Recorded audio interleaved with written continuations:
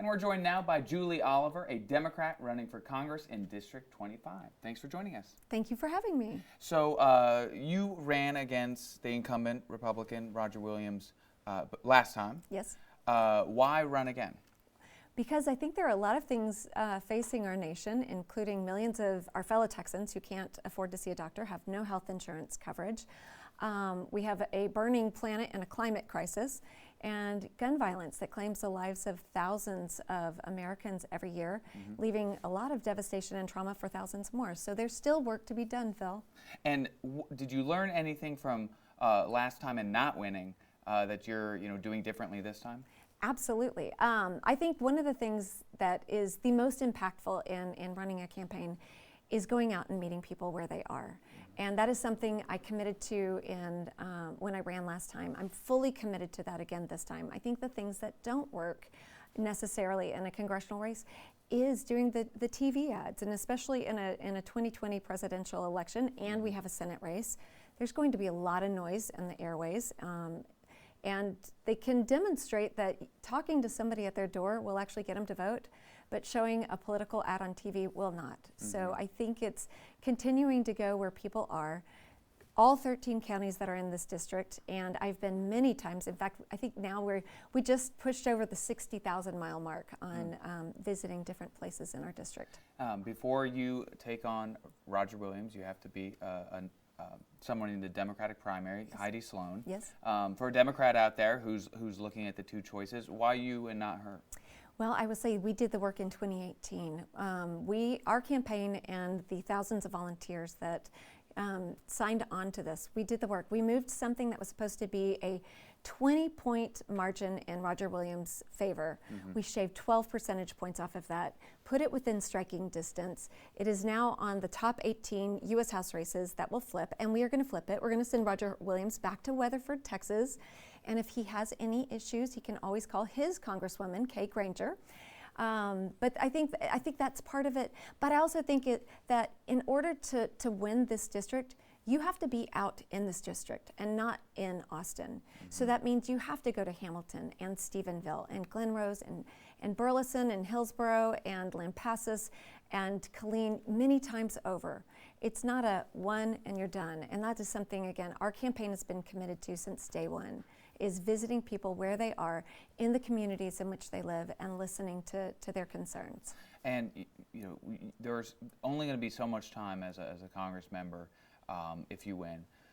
You'll have to prioritize like what's really important and what is you like, but you don't have the time to do that. So what would be kind of your top one or two priorities? I have to say I crack up at this question because I'm a woman and we know how to multitask. So I think there are many priorities. Healthcare is what got me in this race initially. It really is. I have a son that I affectionately call the walking pre-existing condition. And when congressional leaders in 2017 tried to repeal the Affordable Care Act, that is what got me in this fight. And I realized there's thousands, hundreds of thousands of people in my district who have pre-existing conditions, and that Roger Williams has voted again and again and again to take away their health care. We do have to immediately address climate change. This is something that needs urgent attention. We are seeing the devastating effects, the costly effects of climate change, and we really need to reprioritize where we are spending our money. And that includes reallocating the billions of dollars in fossil fuel subsidies over to renewable energy. But then I would say third, we have these amazing ambitious ideas and priorities, but we also have the corrosive influence of big money in politics. And I am proud today to have earned the End Citizens United endorsement. Today is the 10-year anniversary of End Citizens, the Supreme Court decision of Citizens United. And until we get the cancerous effects of big money in politics out, there's going to be little that we can address in Congress. And so I'm fully committed to campaign finance reform and doing things very, very differently. I chose in 2017 to never take a dime of PAC money because I want people to know that I'm out there advocating for my community and not for special interests behind closed doors.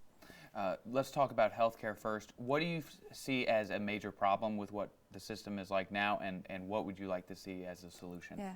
Well, the major problem that we have now is that 5 million of our fellow Texans are uninsured. That means that they don't have health care. So when I hear the arguments of, well, we could never afford universal health care, we could never afford single payer, we're already paying for it, and we're paying far more for it because we do not have single payer in America. When folks are sick, when they can't see doctors, they end up in ERs. And I have a 15-year-long healthcare finance career. I worked for St. David's for 15 years, and that's exactly what happens. Folks get sick, they have chronic conditions, they end up in our ER. And if they don't have health insurance, unfortunately, the outcomes are really, really poor, and the cost becomes very, very high. So if we really want to mitigate the exorbitant cost of healthcare, and we want to improve our healthcare outcomes, we really need to move to a single payer system. I am in favor of Medicare for All because it has the lowest administrative cost, and it covers the most people. And so you can kill two birds with one stone. You can curb healthcare costs and improve outcomes for everybody. And does Medicare for All mean that people would not be on their private insurance? I know that's the internal debate within the Democratic Party now. That would mean that Medicare for All would be Medicare for everybody in the United States.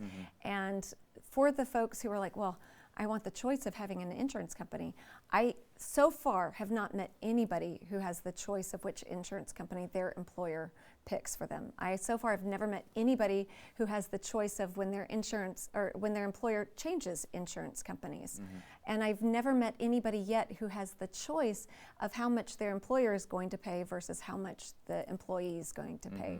So if you, again, want something that is equitable, if you want something that covers everybody, and you really want to curb healthcare costs in America, which we know we are the most expensive healthcare system in the world, we have to do something radical, and that is moving to a single payer system. And on climate change, what do you think is kind of like the gold standard policy that you would like to see done sooner than later? I would love us to be carbon neutral by 2030 and 100% renewable by 2035. And it is possible with the technology we have today. With especially Texas, we've been an energy leader for 100 years. We will continue to be an energy leader, but our energy will come from the solar energy, the wind energy. In our district, District 25 in Bosque County, we have a solar farm that provides energy to the electric grid of Pedernales Electric Cooperative.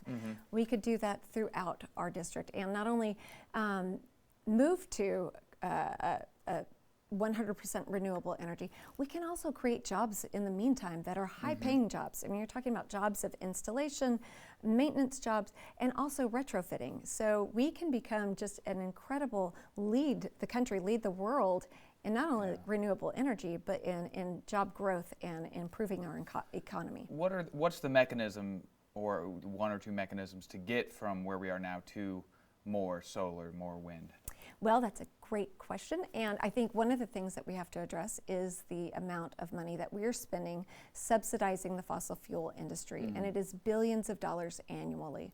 We provide corporate welfare to the ExxonMobils of the world through our tax system. And before I went into healthcare, I spent about 5 years in the tax world. I actually thought I was going to come out of law school and be a tax attorney. So I think there are a lot of things that we can do with our tax code to provide not only the incentive to move to renewables, but also the stick to curb our reliance on fossil fuels.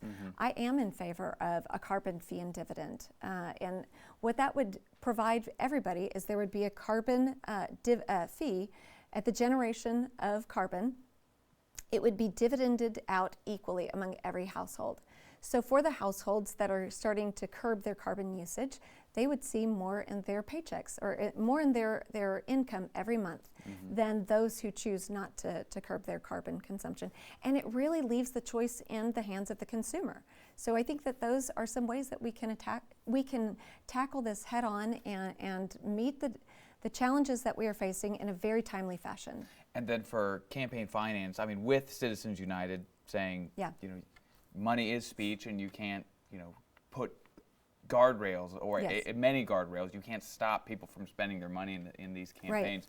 So how do you tackle that? Because, I mean, would you have to change it through the Constitution, or is there a law that that you would like to see passed? A constitutional amendment would be one mechanism to overturn Citizens United. But again, drawing on my tax background, what I would like to see is, I call it the corporate PAC tax. So any PAC that has a corporation behind it, you would tax it. Currently, PACs are tax exempt entities, and tax it onerously. Tax it 75 to 90%. And make it a revenue neutral tax that where we could actually fund campaigns through publicly available funds, and normal people like you and me, Phil, we can run for office without having a deep roster of donors. But yeah, if we go to the source, which is special interests that fund elections, that fund legislation, it was lobbyists writing in the margins of the Tax Cuts and Jobs Act. The reason why we have a tax cut that gave about a 40% tax break to corporations, put that burden squarely on middle class America and working America, is because of lobbyists and because corporations were behind that. So let's tax the PACs that they fund. And so why just corporations though and not nonprofits? You know, because a lot of the nonprofits put in a ridiculous amount of money too. I also think that there is a way that we can curb the influence of any special interest money. We need to define for a not-for-profit what an insubstantial amount of political activities is. That's never been codified, and it has never been in the IRS regulations. It's never been defined. And so not-for-profits, for example, the NRA that spends millions of dollars every year on funding campaigns and the public misinformation campaigns that they put out there. I mean, they're not even in favor of the Violence Against Women Act. They're not even in favor of just a public service announcement on gun safety or gun storage and making sure that you keep your guns locked, especially if you have children in your house. So let's define what insubstantial is, because I guarantee you that organizations like the NRA are spending far greater than an insubstantial amount. Let's put a line in the sand, and then we can revoke the tax exempt status, and guess what? They can pay into our tax system. And let's move the tax rates up for them. All right. Yeah. Well, I appreciate your time. Thank Julie you. Oliver, Democrat running in Yes. Texas 25. Thanks for coming by. I appreciate it. Thank you, Phil. Thank you.